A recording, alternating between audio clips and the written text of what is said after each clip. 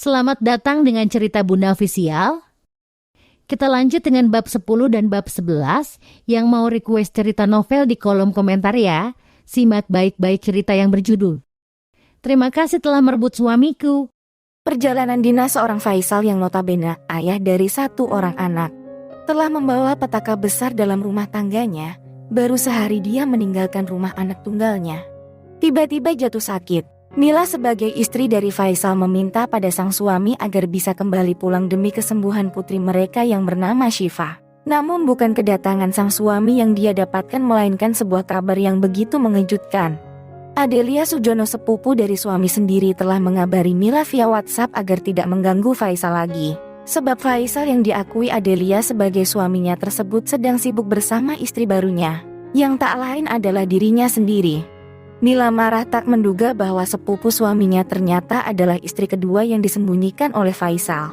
Mila pun langsung menghubungi kedua mertuanya akan tetapi sang mertua malah berpihak kepada Faisal dan Adelia. Kesabaran Mila habis, perempuan tegar itu pun bertindak tanpa maaf. Mila langsung membakar ijazah dan seluruh pakaian milik suaminya. Dia memutuskan untuk menggugat cerai Faisal lalu melaporkan suaminya sebagai tindakan keji suami dan selingkuhannya itu ke kantor polisi. Apakah Mila akan mendapatkan kebahagiaan setelah bercerai dengan suaminya? Yuk simak baik-baik cerita novel ini dengan karya Meisya Jesma.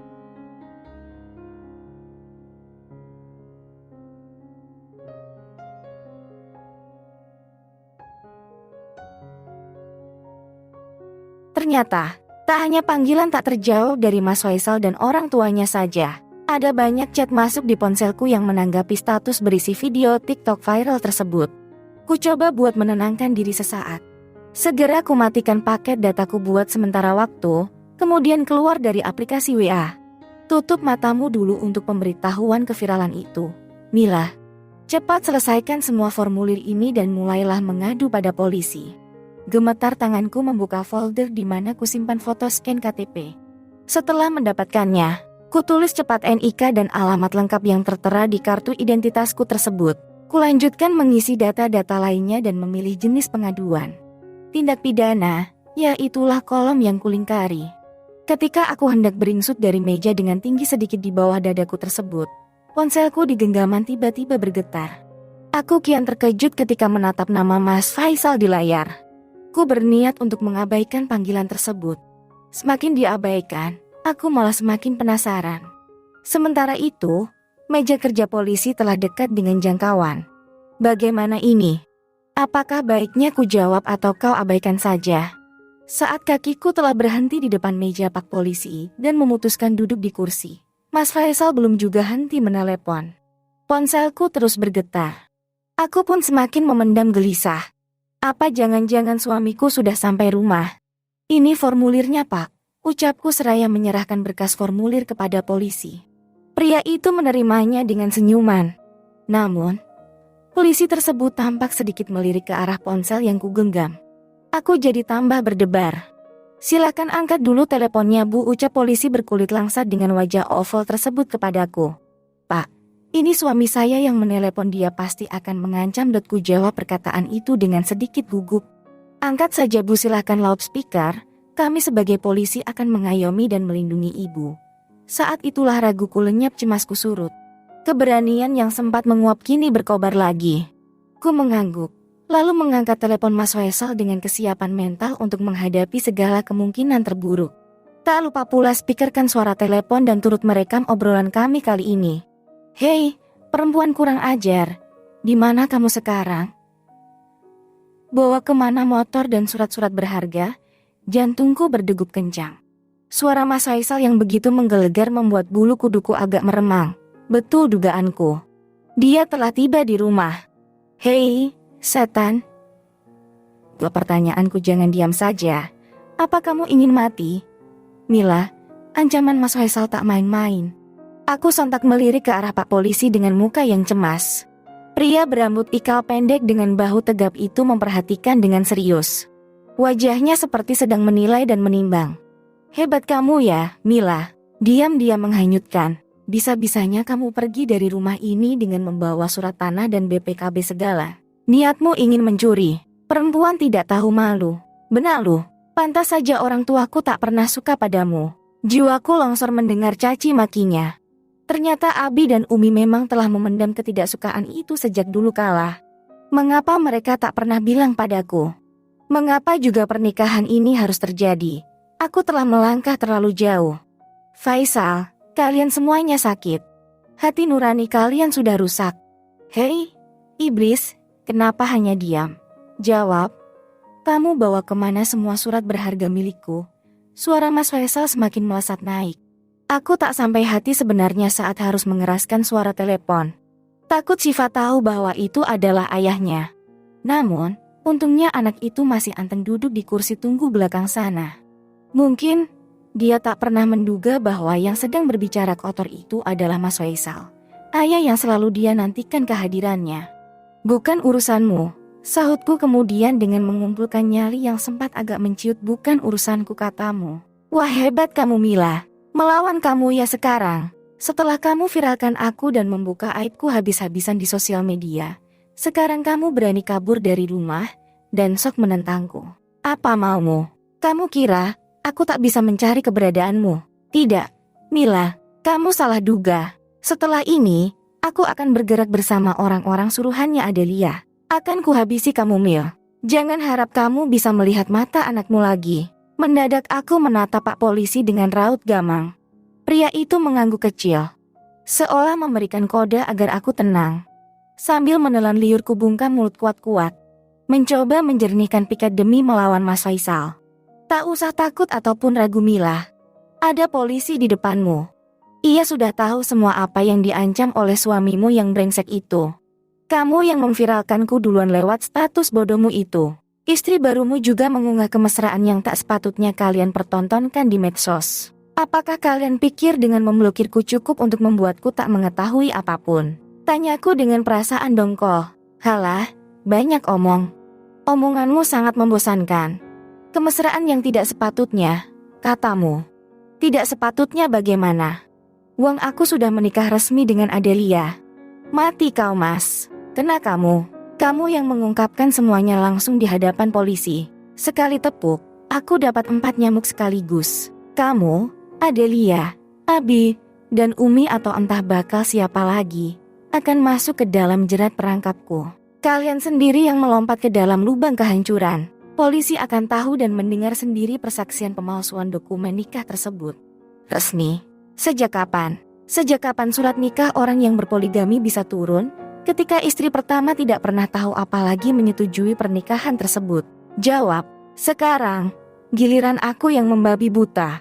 Giliran aku yang memendam gelora emosi. Kian sakit hatiku mendengarkan ucapan Mas Faisal yang sama gilanya dengan Abi. Kuduga Mas, di balik sikap santunmu, di balik ucapan lembutmu, ternyata tersimpan kebrutalan yang baru terungkap setelah perselingkuhan kalian menyeruak ke permukaan. Kamu biadab Mas. Jangankan sekedar surat nikah, surat kematianmu saja bisa aku buat hari ini juga kalau perlu.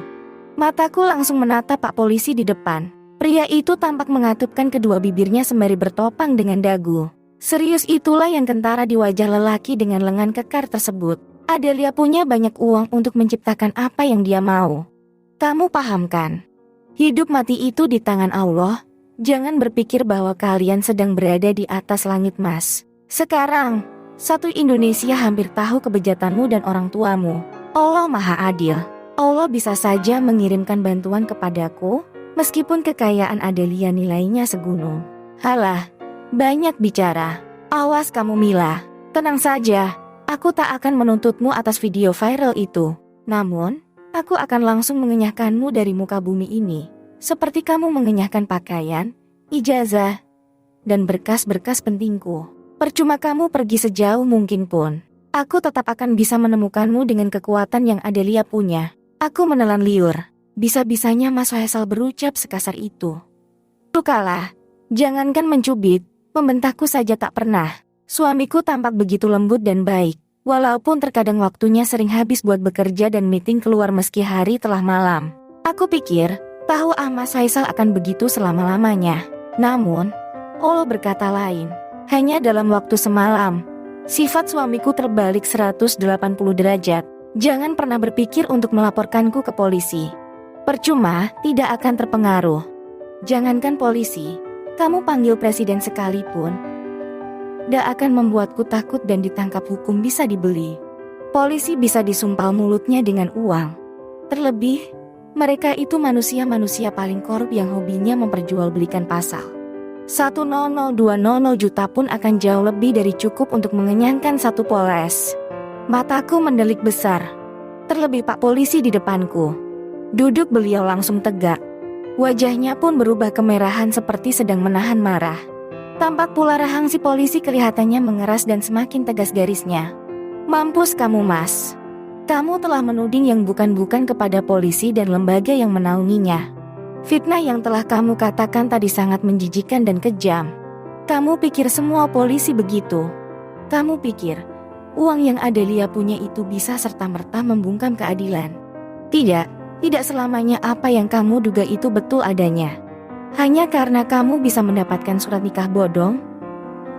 Mujadi menyamaratakan bahwa segalanya bisa dibeli dengan uang. Kamu salah besar Mas. Oh, hebat kamu Mas. Kamu yang paling berkuasa di muka bumi ini. Ya, memang. Ijazah yang kamu bakar pun sudah tak kupermasalahkan.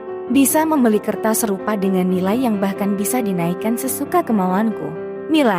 Mila, kamu pikir kamu telah memenangkan pertarungan ini?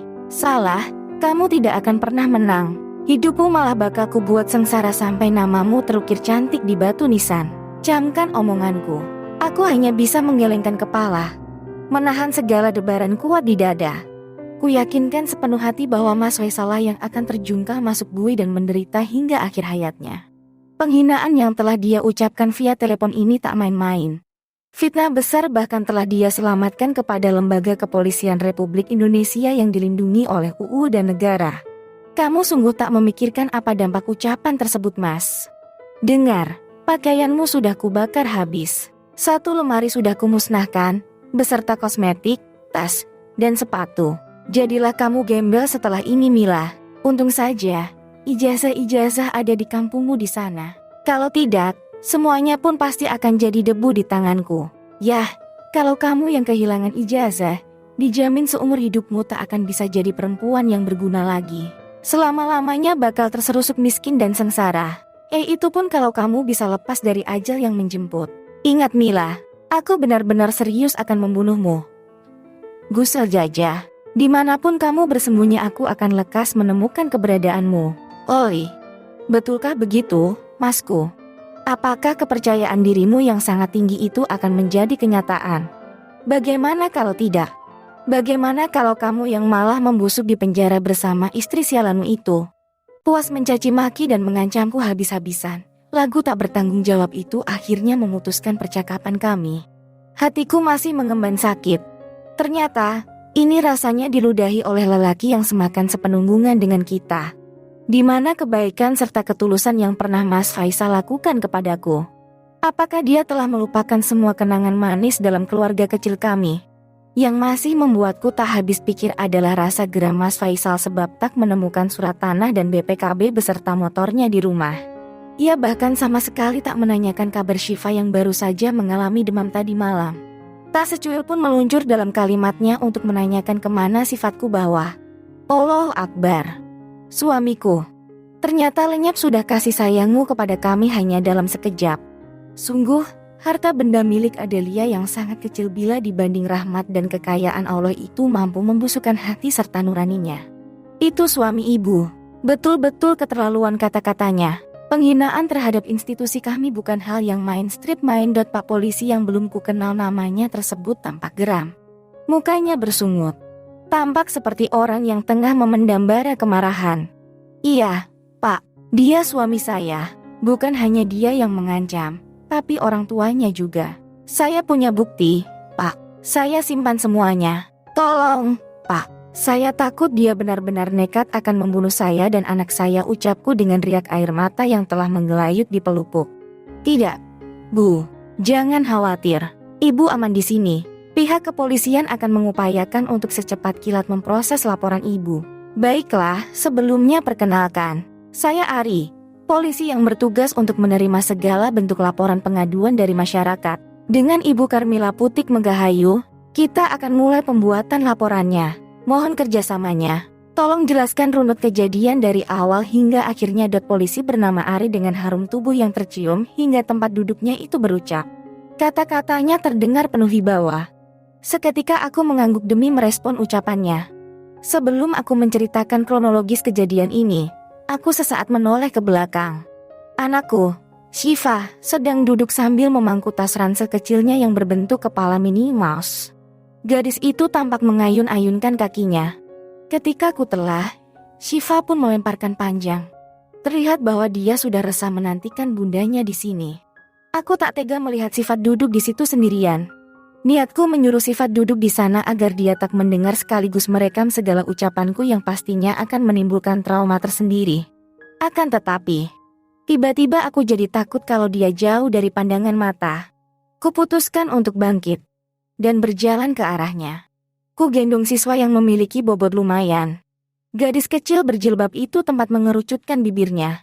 Bunda masih lama, desahnya risau. Sebentar ya, Shiva duduk dekat bunda aja ya. Jangan sendirian lagi di sini. Mau kan menunggu bunda sebentar saja. Mohonku dengan mata yang berkaca. Shiva mengganggu. Mulutnya masih mengerucut dengan raut yang terlihat murung. Maafkan bunda. Di usia bermainmu yang masih tergolong merita ini, kamu dituntut dewasa sebelum waktunya. Bunda menyesal karena telah gagal menjadi ibu yang baik dan ideal untukmu. Nak, bunda telah gagal mempertahankan mahligai rumah tangga yang seharusnya menjadi rumah tumbuh kembangmu. Kududukan Shiva di kursi sebelahku. Gadis itu tampaknya merenung dalam kebosanan. Aku tak tega. Demi Allah, aku tak ridho Mas Faisal memperlakukanku begini hingga Shiva harus ikut-ikutan terseret dalam pusaran masalah. Adik umurnya berapa? Sudah sekolah? Belum? Pak Ari bertanya dengan suara yang lembut. Pria itu teduh sekali wajahnya. Senyum langsung menghias di bibirnya yang berbelah dan merah. 4 tahun. Udah, Shiva menjawab singkat. Kepalanya kini miring bersandar dengan ekspresi yang sedih. Anak pintar, namanya siapa? Tanya Pak Ari lagi. Shiva. Shiva mau main gak? Main game sama Tante Polwan. Ada loh temennya Om. Orangnya cantik dan baik. Dia punya laptop isinya main masak-masakan, mau nggak? Pak Ari tiba-tiba menawarkan sesuatu yang membuatku terkejut. Ya Allah, ternyata di muka bumi ini belum kehabisan stok orang baik. Betapa terharunya aku di saat tahu bahwa polisi ini memiliki kekhawatiran yang sama denganku. Dia tak ingin anakku mendengarkan apa yang bakal kutuangkan dalam laporan. Gumam Shiva dengan tatapan kosong. Shiva mau? Tanyaku lagi sambil mengusap kepalanya. Mau, bisiknya malu-malu. Oke kalau begitu, Om teleponkan teman Om dulu ya. Namanya Tante Karina, orangnya baik kok. Sebentar ya. Tak lama Pak Ari pun bangkit dari kursinya. Lelaki itu agak menjauh dari kami untuk menelepon rekannya. Aku bersyukur sekali langsung ke dekat erat Shiva dan mengeluarkan susu kotak dari dalam tasnya. Sayang, jangan rewel ya. Minum dulu susunya. Nanti kalau main sama Tante Karina, Shiva janji jangan nakal. Pintaku sambil menatap mata Shiva lekat-lekat. Shiva mengangguk. Gadis kecil itu langsung menerima susu kotak yang telah kutancapkan sedotan plastik di atasnya. Dengan serta-merta Shiva langsung menyesap susu rasa stroberinya perlahan. Muka putri semata wayangku tak lagi murung dan gelisah. Sudah mendingan, sepertinya dia memang butuh bermain. Sekitar 5 menit usai Pak Ari menelpon sosok wanita cantik dengan tubuh tinggi semampai datang. Dia masuk dari pintu utama di depan sana. Perempuan rambut pendek lurus dengan kulit yang eksotis sekaligus bersih itu segera menghampiri kami. Senyumnya tampak menawan ramah. Dia mengulurkan tangan padaku. Selamat pagi Ibu, perkenalkan saya Bribda Karina, anggota unit perlindungan perempuan dan anak. Ruang kami ada di sebelah, ucapnya memperkenalkan diri. Pagi juga Bu, saya Carmila. Sautku seraya menjabat tangan Bu Karina. Adik manis, siapa namanya? Ikut Tante sebentar yuk, katanya mau main game.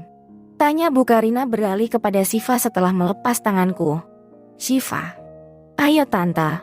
Tak kuduga Shiva langsung akrab dan mau ikut poluan cantik yang mengenakan kemeja kotak-kotak warna biru muda dipadu dengan jeans warna dongker. Anakku pun menyerahkan kotak susunya yang sudah kosong dan gegas turun dari kursi. Bu Karina, maaf ya merepotkan. Saya titip Shiva sebentar ya Bu. Ucapku dengan penuh mohon. Baik Bu, tidak apa-apa. Mas sekali tidak merepotkan. Silahkan dilanjut Bu. Nanti kalau sudah selesai datang saja ke sebelah ya, saya standby di sana. Bu Karina menggandeng tangan Syifa dan membawa gadis itu keluar ruangan. Tak sedikit pun mataku berkedip sepanjang tubuh kecil Syifa, melangkah hingga pintu kaca kembali tertutup. Meski agak bimbang karena meninggalkannya dengan orang yang baru dikenal, tapi setidaknya ini lebih baik untuk mental anakku. Dia memang tak seharusnya mendengarkan percakapan kami. Bu Karina adalah rekan saya di Satreskrim ini. Nanti, beliau juga yang akan membantu Ibu Karmila dan Syifa adalah masalah kekerasan rumah tangga yang tengah Ibu alami. Tenang ya Bu, hukum tidak seperti yang suami Ibu katakan, tidak semua hal bisa dibeli dengan uang. Terlebih bukti yang Ibu miliki sangat kuat dan saya sendiri saksinya. Kalimat penegasan Pak Adi seketika membuat mentalku semakin kuat. Aku mengganggu penuh keyakinan. Aku teguh dalam pikirku yang positif. Betul sekali Pak Ari. Tak selamanya yang Mas Faisal bilang itu terjadi. Hukum tak melulu tajam ke bawah, tak tumpul ke atas. Seberapa banyak sih uang milik Adelia hingga suamiku yakin sekali bisa membunuh dan membuat dirinya aman dari kejaran hukum. Sekiranya hampir 2 jam aku membuat laporan tanpa didampingi oleh kuasa hukum. Tak hanya Pak Ari yang kuhadapi tetapi seorang polisi bernama Pak Ramdan. Rekannya Bu Karina dari Unit Perlindungan Perempuan dan Anak juga ikut duduk di depanku. Keduanya tak hanya mengetik isi laporan yang kubuat, tapi juga meminta seluruh keterangan dari diriku yang berstatus sebagai pelapor. Apa yang kualami telah kuceritakan secara runut dan jelas. Tak ada yang kututupi satupun dari polisi, termasuk video sengaja aku buat untuk memviralkan Mas Faisal, beserta pembakaran barang-barang pribadinya. Andai kata aku akan dipenjara karena perbuatanku, terserah, aku pasrah. Yang penting aku jujur apa adanya. Di sini aku korban. Menurutku, hal yang wajar apabila aku bereaksi sekeras itu. Selesai membuat laporan, polisi-polisi yang mendampingiku tadi berkata bahwa laporanku akan segera diproses. Aku dan Syifa juga akan dijamin keselamatannya. Kami bisa menginap sementara di rumah sahabat perempuan dan anak, yakni semacam rumah singgah untuk mengayomi perempuan maupun anak yang mendapatkan ancaman kekerasan. Rumah tersebut lokasi hanya 300 meter dari kantor polisi. Rumah sahabat perempuan dan anak, jelaskan oleh Pak Ramdan, ialah fasilitas yang didirikan atas kerjasama Dinas Sosial dan Polres setempat. Aku lega sekali. Di sini aku disambut baik oleh orang-orang yang berperi kemanusiaan. Jelas ucapan tak berdasar Mas Faisal yang menyebutkan bahwa polisi dapat disuap. Tak benar di mataku. Tak sedikit pun aku dimintai bayaran atas laporan yang kubuat. Bahkan Pak Ramdan menawarkan kami untuk diantar dengan mobil patroli saja agar aman, sementara motorku dia yang bantu membawakan. Saat aku hendak bangkit dari kursi, ponsel yang tadi sempat ku atur mode senyap tak sengaja kulihat layarnya menyala. Mas Sofyan, dosen sekaligus kaprodi di kampus tempatku berkuliah sekaligus bekerja itu menelpon. Pria yang hampir memasuki usia 40 tahun dan masih betah melajang tersebut tumben-tumbennya menelpon. Apakah ini karena status WhatsApp aku yang viral? Halo, sapa aku sambil duduk menepi di kursi tunggu. Namun kamu tidak aktif. Maaf, aku menelpon lewat sini akhirnya. Aku terkejut diceritakan oleh Anissa tentang masalahmu. Kamu di mana sekarang, Mil? Video itu viral sampai mana-mana. Kupantau sampai masuk lambe turah segala. Bagaimana kondisimu? Mas Sofyan, pria yang terkenal cerdas dan jebolan S2 teknik sipil di Jepang tersebut bertanya dengan panjang lebar. Aku mulai oleng. Haruskah aku ceritakan padanya? Sementara, kami sudah lama tak menjalin keakraban seperti saat aku masih berkuliah dulu. Pun aku kurang nyaman saja kalau harus membuatnya tahu seluk-beluk masalahku. Aku di kantor polisi, Mas, sautku aja agak canggung. Kantor polisi mana? Polsek atau Polres? Kalau Polsek, Polsek mana? Aku kaget bukan main. Terkejutnya, pria yang ku ketahui sedang mengambil program doktoral di kampus negeri dalam kota tersebut. Kenapa jadi tiba-tiba sangat perhatian? Setelah aku menikah dan resign, bahkan bertemu pun kami jarang. Hanya sekali saling tegur sapa, itu pun saat mengucapkan Idul Fitri atau Idul Adha via WhatsApp. Polres, Mas, jawabku segera memilih hijab yang kukenakan. Kamu sudah punya pengacara, Mil? Kalau belum, aku segera ke sana ya. Sekalian aku kontak pengacara andal di kota ini untuk membantu kamu. Tunggu, aku jangan kemana-mana dulu.